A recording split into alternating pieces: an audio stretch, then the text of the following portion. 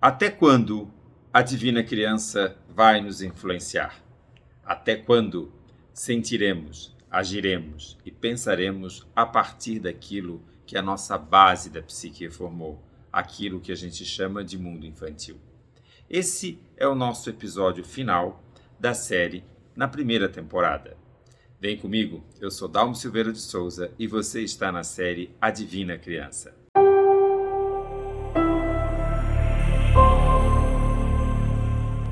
Quando eu montei essa série A Divina Criança, qual era a minha intenção? Era provocar um pouco e, com isso, fazer você refletir um pouco mais sobre quem é a Divina Criança. Como eu sou um estudioso e gosto de estudar de mitologia, eu fui então buscar esse título. Ele é um título clássico, é um título que, na verdade, fala de vários livros dessa criança extraordinária. É a criança que é abandonada e consegue fazer um desenvolvimento para se aproximar de Deus. Sim, a divina criança é uma criança que tem um ideal, uma proximidade daquilo que Deus poderia nos dar. Deus aqui entendido não no sentido religioso, mas no sentido bem metafórico, como o ser mais elevado, aquele que conseguiria ter todas as características mais positivas, as características do que é humano e sobre-humano, extraordinariamente humano. Então, no mito, essa divina criança, ela vai se tornar em algum momento, depois de todas as peripécias que acontecem com ela, ela vai se tornar quase um Deus, ela vai se tornar próximo de Deus. Nos mitos, normalmente, a divina criança tem as características e vai desenvolver as características de algum Deus. Aqui, em toda a série, qual foi o objetivo? Começar a pensar o que cada um de nós tem na nossa base. Afinal de contas, a nossa psique é formada na infância. É lá que realmente nós temos a base. A base para que a gente possa agir, sentir, pensar. Só que tudo isso a gente foi descrevendo. Claro que tudo isso a gente fez com um pouco de atenção, uma vez que o objetivo não era entupir de conteúdo você, de conteúdos extremamente teóricos ou conteúdos extremamente densos e difíceis de você poder elaborar. Mas vamos voltar e pensar assim. A base de todo o nosso psique é a infância. E o que tem lá? A gente não tem uma criança que pensa como um adulto ou que é um adulto em miniatura.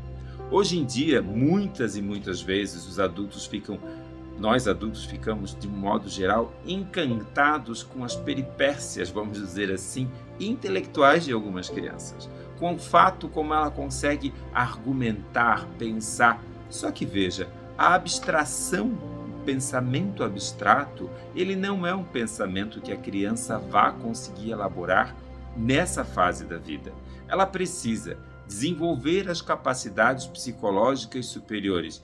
Sobre essas, uma palhinha, a segunda temporada do próximo ano, eu quero falar bastante aqui nesses episódios da Divina Criança sobre as qualidades psicológicas superiores que nós vamos desenvolver a partir dos 7 anos de idade.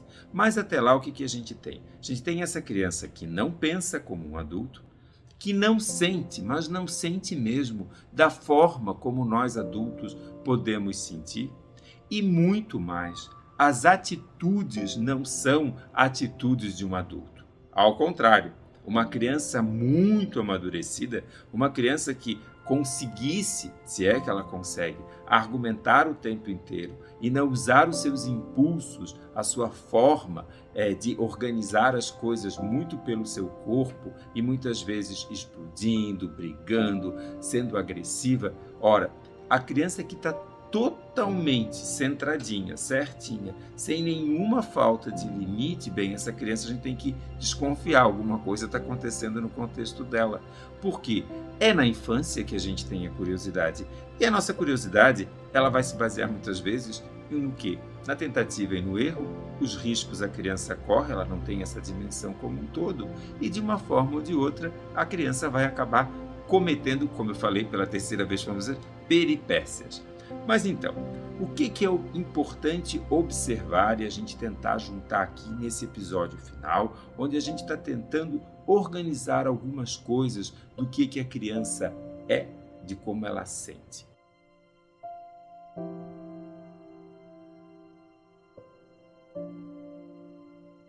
É preciso a gente entender que a psique humana não é só uma evolução da natureza. A psique humana é, na verdade, o eixo determinante da própria natureza, porque somos os seres que estamos, de uma forma ou de outra, conectados com a natureza, integrados com tudo que é produzido na natureza, e somos os seres que podemos refletir sobre os destinos que a natureza vai colocar. Só que assim, adultos que continuam a agir apenas com a base da psique, então a gente vai entendendo que a nossa psique ela não vem pronta, ela é organizada ao longo da vida, então é preciso que a gente pare de sentir, agir e principalmente pensar como se a gente for uma criança, como a base da nossa psique. E ao longo de todo o processo dos episódios aqui da Divina Criança, o que eu tentei chamar a atenção é que a gente pudesse organizar isso, tentar entender que mecanismos são esses que a criança vai desenvolvendo ao longo da vida, para que nós possamos hoje reconhecer, reconectar, olhar os nossos sentimentos, olhar o nosso jeito de ser, a forma como o nosso inconsciente age, para que a gente possa redefinir, fazer mudanças, reorganizar quem somos, o que somos. No primeiro episódio, por exemplo, eu tentei conversar com você sobre a diferença entre o trauma e neurose. Comecei brincando, dizendo que todos nós somos neuróticos, não tem como a gente escapar disso. Mas entender o que ficou, o que realmente a gente tem hoje que é traumático, que ficou lá de trás, que ficou de alguma forma marcado no nosso jeito de ser, no nosso jeito de agir, no nosso jeito de pensar, daquela forma como a gente tem. Se isso é um trauma, como desenvolver esse trauma? Se isso é uma neurose o que é? Nada mais do que uma marca, e todos nós temos histórias das nossas marcas de vida, das nossas anedotas de coisas que aconteceram na nossa infância. Agora, as coisas que aconteceram, a forma como eu reagi àqueles movimentos, muitas vezes criam padrões. Só que esses padrões precisam e devem, ao longo da vida, serem revisitados, reorganizados. Deixa eu contar uma anedota aqui para vocês. Quando eu era muito pequeno, os meus pais mudaram de casa e eu sou o famoso esqueceram de mim. Só que eles não esqueceram de mim na casa antiga. Na mudança, tinha um portão, eu era pequeno, menos de 4 anos, eu vi o portão e eu saí caminhando. Naquelas ruas antigas, ruas de casas e de bairros novos, tinha sempre uma boa vala. Para quem não sabe o que é uma boa vala, é um lugar para drenar a rua, drenar a água da chuva, com saneamento básico há mais de 50 anos. Hoje a gente nem fala tanto, também é um problema em várias cidades, aqui no sul também era um problema. Caí na vala. E a criança ficou caída na vala, eu fiquei lá brincando como uma criança muitas vezes faz. E até que passou um homem, me colocou nas costas e saiu a perguntar de quem era essa criança. Imagine, minha mãe quando me viu todo sujo de barro, todo lamaçado, aí que se deu conta que esqueceram de mim e eu havia fugido.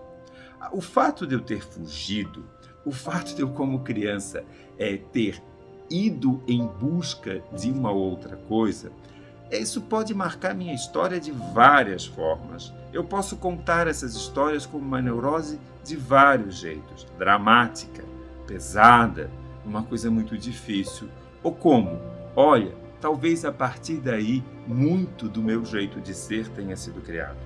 Muito daquele que vai em busca e avança para provocar e procurar coisas novas. O que eu estou tentando contar aqui para você de todo jeito é que essas coisas que aconteceram, esses traumas, as neuroses, as situações que aconteceram, elas vão dando sentido.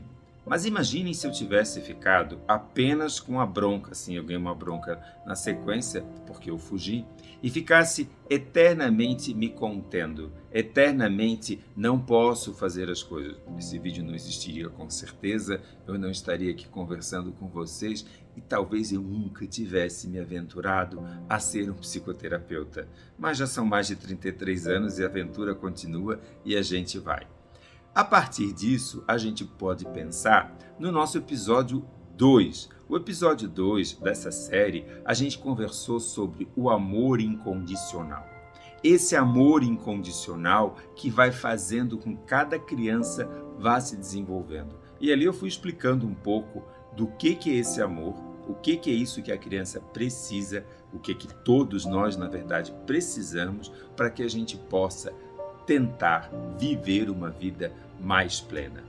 Na sequência, no episódio 3, o que a gente teve? A gente explicou tecnicamente aqui para você como se dá o desenvolvimento infantil dessa espiral ascendente, para que você pudesse, a partir desse episódio, compreender como tudo é sempre uma espiral, como a gente vai passando nos mesmos lugares, só que com novas bagagens. À medida que a vida passa, à medida que os anos acontecem, a nossa bagagem aumenta, as nossas capacidades aumentam. Então a gente vai desenvolvendo-se, sim, com uma espiral ascendente, buscando mais e mais coisas. No episódio 4, a gente, já que nós vamos seguir viagem, já que a criança vai levar alguma coisa, como todos nós sempre levamos, e continuamos a bagagem, o que é preciso observar quando a gente está educando uma criança? Na verdade, não é só para o pai que educa a criança, não é só para aquele adulto que está com a criança, é também para você, para si mesmo. O que era importante levar em consideração? E a gente discutiu que os sentimentos, as sensações e suas manifestações, isso é o que realmente importa. Se a gente consegue parar para entender os sentimentos da criança, a sensação corporal, a sensação emocional de tudo o que está acontecendo e as manifestações disso tudo, a gente segue em frente, a gente consegue com certeza ajudar as crianças no seu desenvolvimento. O episódio 5 foi um episódio marcado para que a gente pudesse, nesse episódio 5, fazer o quê? Falar da ilusão do amor. Se a gente falou da importância do amor, na verdade, a gente precisava começar a pensar o quanto a gente vive numa situação de ilusão, o quanto esse amor nos ilude, para que a gente possa chegar a entender os dois grandes mecanismos que vão perpetuar a nossa existência e que começam lá na nossa infância. A grandiosidade, assunto do nosso episódio 6, e a depressão, a negação, assunto do nosso episódio 7. Em ambos, a gente foi observando o quanto a idealização, um ideal de grandeza, um ideal de uma criança que se perpetua para sempre, era importante e é importante ser levado em consideração. Na sequência, nesse episódio 7, no episódio da depressão, a gente quis mostrar o quê? Que você possa entender que muito das nossas frustrações, muitas das coisas que nós carregamos dentro de nosso ser, são coisas que a gente traz lá da infância por não ter sido olhado os nossos sentimentos e as nossas sensações. E a gente fica marcado por um lugar onde a gente não pode dar a volta por cima. Isso levou para que a gente pudesse, no episódio 8, falar da culpa, falar desse sentimento que carregamos e carregamos fortemente ao longo da vida. Para chegar no episódio 9, no episódio que você acabou de assistir, aí então, que é o episódio que faz o quê? Faz esse apanhado de poder falar do desprezo, da sensação de você não ser bom o suficiente. Agora, nesse nosso 10º episódio, que é o episódio em que a gente junta tudo, a anedota que eu te contava, a coisa que eu te falei sobre essa criança que eu fugi, então bem antes do filme ser famoso, era o quê? É para que a gente pudesse pegar uma cena da nossa infância. Você agora, você que está me assistindo, pegue uma cena da sua infância. Observe essa cena. Observe ela, escreva ela até vai te ajudar. Escreva nos mínimos detalhes, como se você fosse contar e escrever uma carta para alguém. Veja, se essa cena é uma cena que causou um trauma muito grande, um trauma que realmente te traz mais angústias à medida que você relata, que ele é realmente denso e difícil você colocar para fora, só o fato de você escrever já ajuda, mas não vai resolver. Isso você vai precisar de um acompanhamento de trabalho para conseguir livrar-se desse trauma. Agora, se você apenas colocou uma parte da sua história que você viveu, observe quais as sensações que você teve. Olhando hoje com o seu olhar adulto, não com o seu olhar infantil. Porque com o seu olhar infantil, você corre o risco de falar da sensação como algo sempre muito desagradável ou muito grandioso. Olhe como adulto, observe essa cena e veja o quanto a gente pode ressignificar, dar um outro sentido para ela e pegar as minúcias do que acontece na cena para entender aonde estamos na vida. Se eu ainda estou me sentindo como aquela criança que foi abandonada, que não foi atendida, ou se eu estou me olhando como o adulto que superou aquelas dificuldades, que consegue olhar o que está acontecendo. Deixa eu contar uma outra coisa para vocês. Essa noite eu tive um sonho muito engraçado.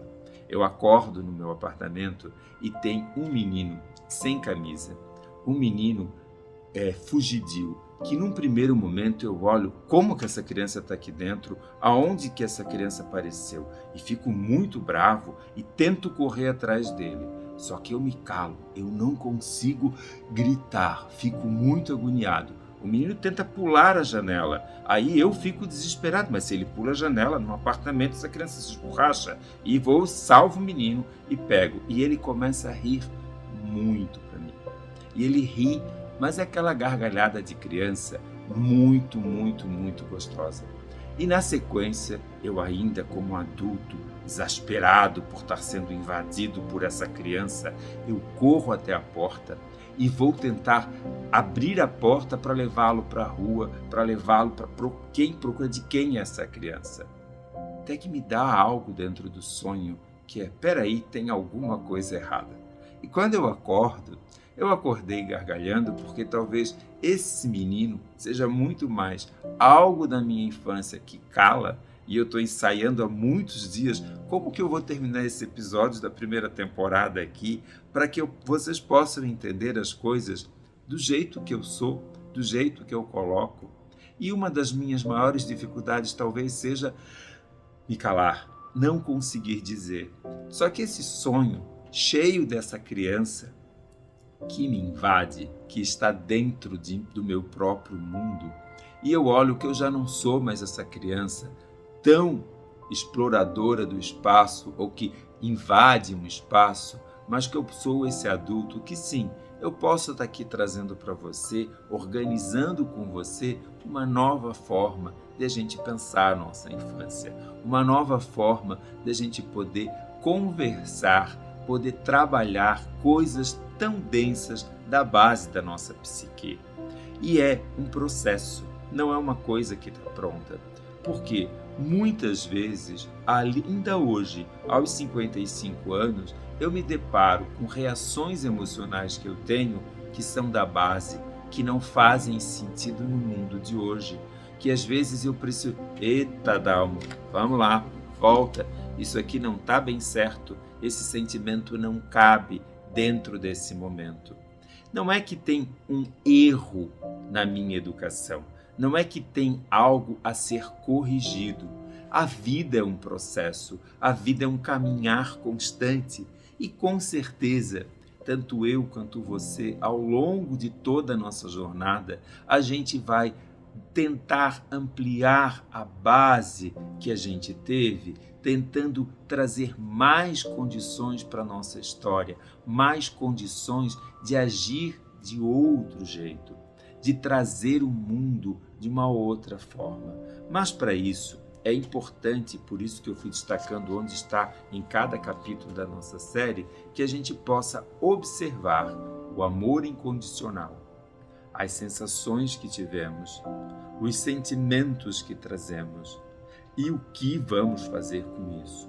Se ainda vamos manifestar muito mais do ódio, do sentimento hostil, ou podemos ampliar cada vez mais o sentimento do amor, o sentimento do contentamento, o sentimento que nos distancia, até gaguejo, que nos distancia cada vez mais de um discurso de ódio, de um discurso que não aceita a diversidade, que não aceita a diferença. Porque isso é um momento da nossa infância. Isso é um instante em que a gente estava aprendendo a lidar conosco, aprendendo a lidar com a nossa sombra.